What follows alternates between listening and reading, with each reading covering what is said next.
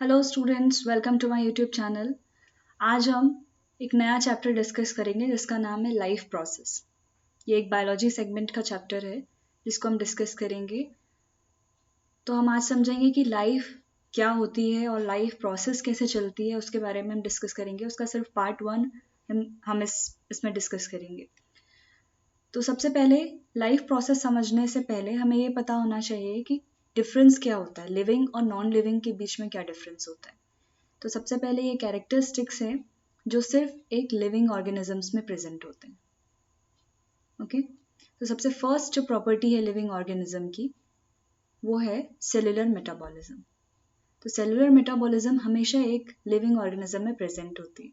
Cellular metabolism मतलब कि जितने भी इंटरनल ऑर्गन्स होते हैं, हमारे ब्रेन, हार्ट, बोन्स, ब्लड, जो कुछ भी हमारे इंटरनल बॉडी में होता है, वो जो काम करता है जिस फंक्शन से, उसे हम सेलुलर मेटाबॉलिज्म कहते हैं। और ये सिर्फ एक लिविंग ऑर्गेनिज्म में होता है। नेक्स्ट पॉइंट है cell capacity of repairing themselves. अगर हमारी बॉडी में सेल्स हैं, अगर वो काम कर रहे हैं, दैट मीन्स वो रिपेयर भी करेंगे अपने आप को। ये रिपेयर करने की कैपेसिटी जो उनकी होती है, ये भी एक कैरेक्टरिस्टिक प्रॉपर्टी है लिविंग ऑर्गेनिज्म की। Next, complex molecules will be present in their body. Complex organisms, that is carbohydrates, proteins, fats, किसी भी living organism में ये प्रोटीन, कार्बोहाइड्रेट और फैट्स प्रेजेंट होते हैं जो एक कॉम्प्लेक्स मॉलिक्यूल्स की तरह पहुंचते हैं और उन्हें एनर्जी प्रोवाइड करते हैं। मैंने एग्जाम्पल्स यहाँ पर लिए हैं ह्यूमंस, ट्री और कुछ एनिमल्स की। ओके, तो सबसे पहले हम ह्यूमंस के बारे में समझेंगे कि ह्यूमंस में ये सारी प्रोसेस होती हैं। बिल्कुल होती हैं। सेलुलर मेटाबॉलिज्म होता है, सारे फंक्शंस होते हैं, सेल्स अपने आप को रिपेयर करते हैं, कॉम्प्लेक्स मॉलिक्यूल्स भी प्रेजेंट होते हैं जो हम लेते हैं as a food, as a nutrition. तो उसे हम कार्बोहाइड्रेट्स, प्रोटीन और फैट के फॉर्म में ही लेते हैं। नेक्स्ट है हमारा ट्री। ट्री में भी ये सारे फंक्शंस होते हैं, दैट इज उनमें जाइलम फ्लोएम होता है, वाटर का ट्रांसफॉर्मेशन होता है। वो अपने सॉयल से वाटर का ट्रांसप्लांट करते हैं टुवर्ड्स द लीव्स, और फिर लीव्स उस वाटर को यूज करके, कार्बन डाइऑक्साइड यूज करके फोटोसिंथेसिस का प्रोसेस यहाँ पर ये लीव्स में करते हैं। नेक्स्ट है एनिमल्स। एनिमल्स में भी सेम कैरेक्टरिस्टिक प्रॉपर्टीज होती हैं like human beings. Okay, next non living objects. Non living objects जितने भी होते हैं उनमें ये सारी प्रोसेस नहीं होती है, ना उनमें सेल्स होते हैं, उनमें एटम्स प्रेजेंट होते हैं जो सिर्फ एक नॉर्मल काम करते हैं। वो एटम्स ब्रेक होंगे या जो भी कुछ भी होगा, बट ये एटम्स कभी भी सेल्स की तरह फंक्शन नहीं करेंगे, सेलुलर फंक्शंस नहीं करेंगे, इनमें कॉम्प्लेक्स ऑर्गेनिजम्स प्रेजेंट नहीं होंगे। ओके, तो नॉन लिविंग और लिविंग ऑर्गेनिजम्स के बीच का डिफरेंस आप समझ गए होंगे। नेक्स्ट पॉइंट है, ऐसे कुछ भी ऑर्गेनिजम्स होते हैं जिनमें ऐसी कैपेसिटी होती है जो लिविंग और नॉन लिविंग दोनों की तरह एक्ट करते हैं, जैसे कि वायरसेस ऐसे होते हैं, अगर वो किसी इंटरनल बॉडी में चले जाते हैं तभी वो लिविंग ऑर्गेनिज्म की तरह एक्ट करते हैं। अदरवाइज अगर वो बाहर के एनवायरनमेंट में होते हैं तो वो एक नॉन लिविंग ऑब्जेक्ट की तरह हमें दिखते हैं। उन्हें क्योंकि न्यूट्रिशन की ज़रूरत होती है, वो न्यूट्रिशन ढूंढते हैं किसी लिविंग बॉडी से और वो फिर उसको यूज़ करके लिविंग बॉडी की तरह एक्ट करते हैं।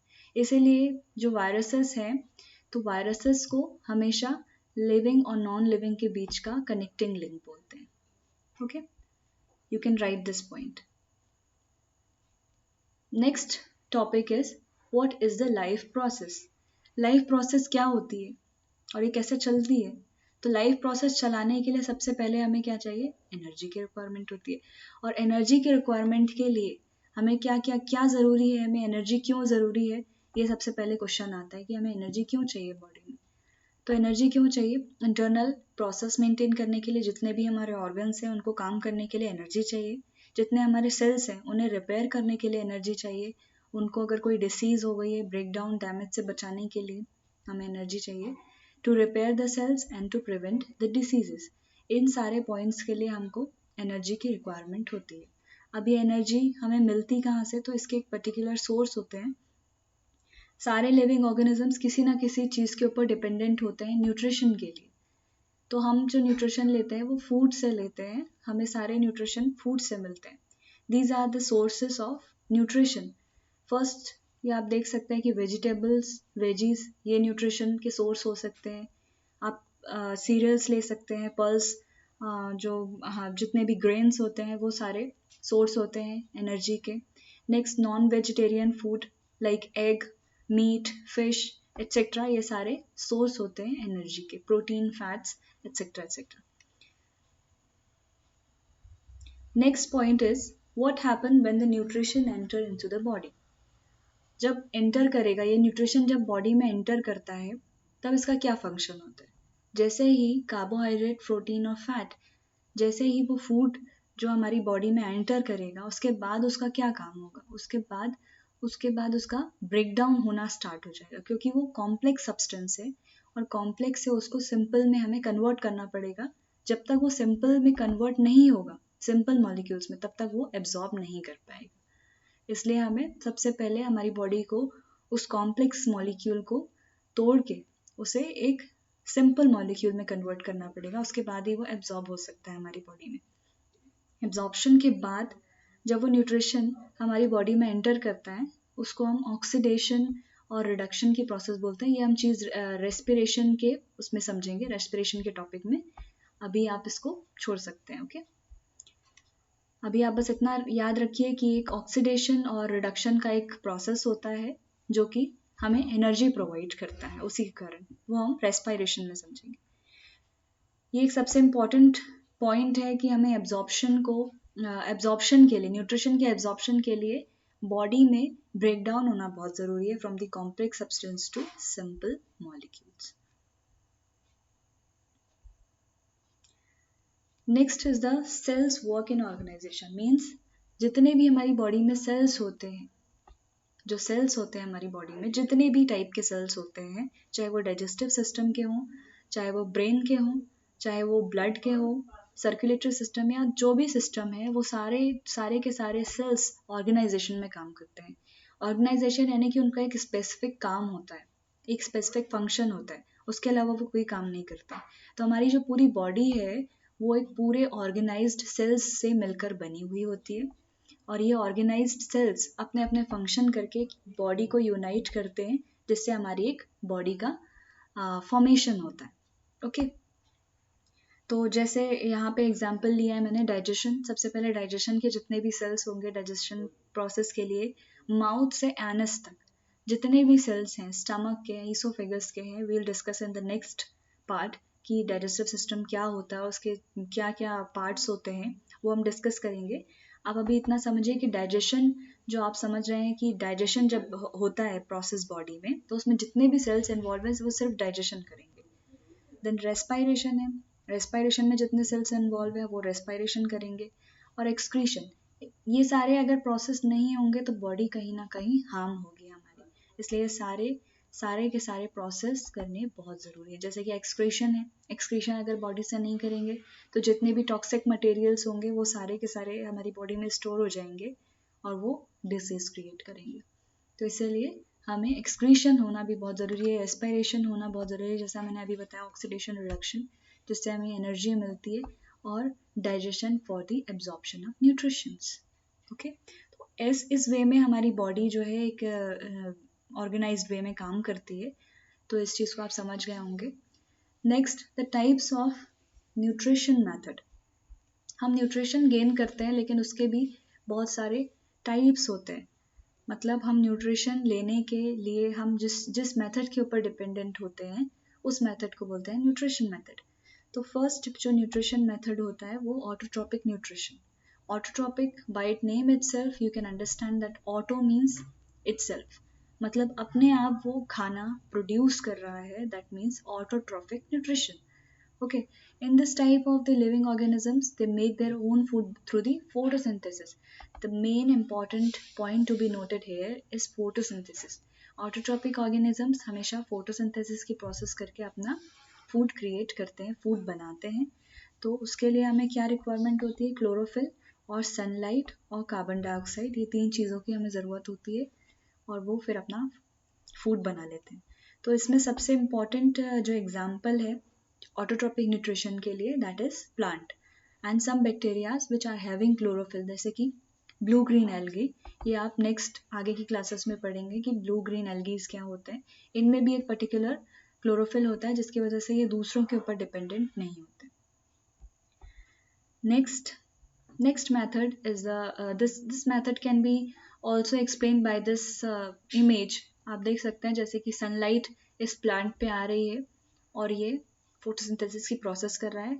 This plant is taking carbon dioxide from the outside environment and it is releasing oxygen. Oxygen release कर रहा है, कार्बन डाइऑक्साइड ले रहा है और वाटर ये अपने सॉइल से ले रहा है। तो ये तीन चीज़ें उसको मिल रही हैं और ये फोटोसिंथेसिस की प्रोसेस कंप्लीट कर रहा है। Okay, this is the very important equation of photosynthesis. अगर आप फोटोसिंथेसिस के बारे में क्वेश्चन आता है तो अगर आप फोटोसिंथेसिस का ये नहीं लिखते हैं तो आपको मार्क्स कम मिल सकते हैं। इसलिए आप ये प्रोसेस, ये जो इक्वेशन है ये आप ज़रूर लिखिए। That is 6 carbon dioxide plus 6 H2O in the presence of light and chlorophyll it gives sugar C6H12O6। This is a sugar type of glucose and it releases 6 oxygen molecules in the environment. It's very simple process.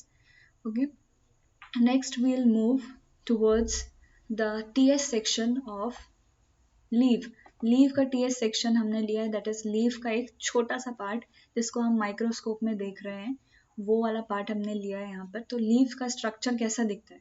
Leave के structure में ये जो part आप देख रहे हैं, ये जो पार्ट है ये स्टोमेटा की ओपनिंग होती है और इस स्टोमेटा की ओपनिंग से कार्बन डाइऑक्साइड का अंदर जाना, लीव के अंदर जाना, प्लांट के अंदर जाना और बाहर आना, ऑक्सीजन का बाहर आना कंट्रोल होता है। तो ये स्टोमेटा क्लोज और ओपन होते रहते हैं और इसकी वजह से इनकी फोटोसिंथेसिस की प्रोसेस इससे कंट्रोल होती है।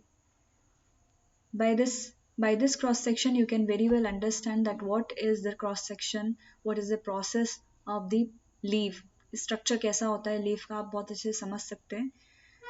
इसको ज़्यादा डिटेल में यहाँ समझने की ज़रूरत नहीं, सिर्फ आपके नॉलेज के लिए समझा रही हूँ। Next, heterotrophic nutrition. Autotrophic nutrition जो खुद खाना बनाते हैं, खुद अपना खाना प्रोड्यूस करते हैं। नेक्स्ट आता है हेट्रोट्रॉपिक। हेट्रो मीन्स दूसरों के ऊपर न्यूट्रिशन के लिए डिपेंडेंट रहने वाले ऑर्गेनिजम्स को हेट्रोट्रॉपिक न्यूट्रिशन की कैटेगरी में हम काउंट करते हैं। In this method the living are dependent on the others for their food like humans and animals. सारे के सारे जितने एनिमल्स हैं पूरे वर्ल्ड में, चाहे वो प्राइमरी कैटेगरी के हों या सेकेंडरी कैटेगरी के हों, सारे के सारे animals they are dependent on each other.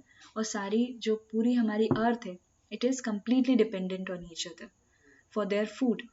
जैसे कि आप इस पिरामिड स्ट्रक्चर से समझ सकते हैं, दैट इज़ ये जो सॉइल है ये इसमें डिकेइंग ऑर्गेनिजम्स हैं। ऐसे डिकेइंग ऑर्गेनिजम्स मीन्स क्या होता है, जो डेट्रीवोरस होते हैं, जो खराब जो ऑर्गेनिक सब्सटेंसेस होते हैं सॉइल में उनको डिग्रेड करने का काम करते हैं, उन्हें हम डेट्रीवोरस एनिमल्स कहते हैं।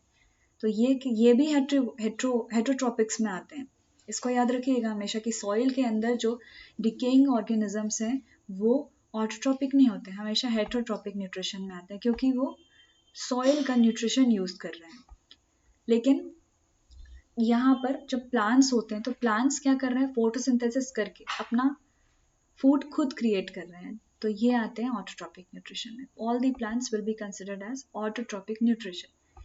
नेक्स्ट जितने लेवल्स होंगे, चाहे वो प्राइमरी प्रेडेटर, सेकेंडरी प्रेडेटर, जितने भी होते हैं वो सारे के सारे they will come on the category of heterotrophic organism.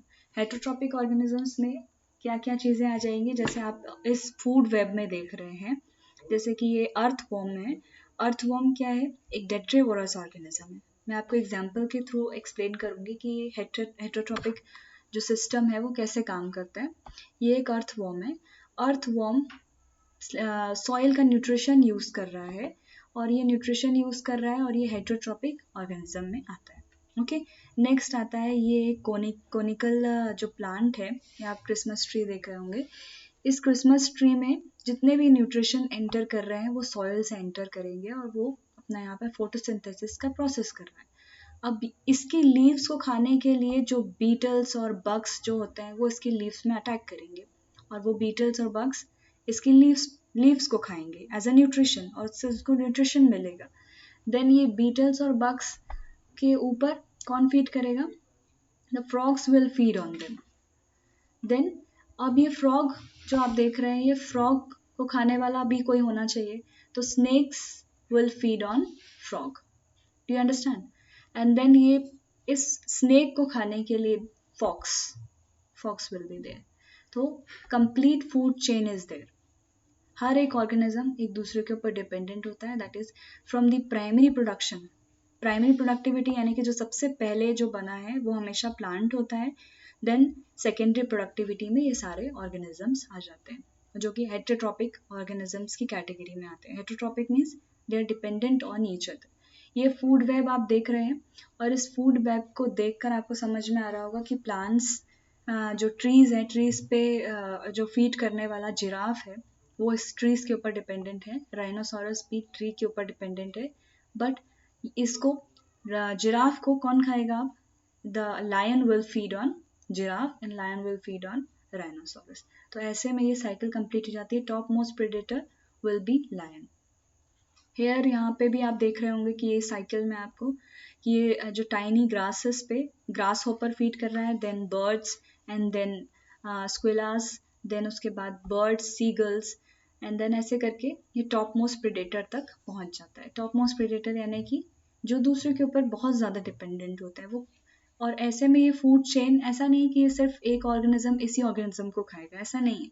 ये आपस में बहुत सारे ऑर्गेनिजम्स एक दूसरे के ऊपर डिपेंडेंट होते हैं, और इसी को हम हेटेरोट्रॉपिक न्यूट्रिशन बोलते हैं। Okay, so thank you for watching. और हम नेक्स्ट टॉपिक में हम डिस्कस करेंगे डाइजेस्टिव सिस्टम के बारे में।